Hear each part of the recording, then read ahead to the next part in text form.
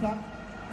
Hii hali ni mbaya kabisa, inaweza kutoa matokeo mabaya kwa uhai wa watu walioko uwanjani hapa. Matarajio ni kwamba vyombo vya ulinzi vitaweza kudhibiti hali hii katika muda mfupi ujao, ili pambano na mashabiki wa Simba wameamua kutoka nje. Unaowaona ni mashabiki wa timu ya Simba wameamua kuondoka, hawataki tena, ndio maana yake. Waliobakia ndani wanaonekana kwamba wakiugulia kishindo kile na hali ile iliyochafuka ya hali ya hewa kutokana na ile gesi ya kutoa machozi. Mbuyu akatanguliza mpira ule, akautuliza kifuani. Tambwe akatumbukiza mpira ndani ya nyavu na mwamuzi akasema kwamba goli hilo linasimama mpaka hivi sasa. Tunasubiri kuona kinachoamuliwa.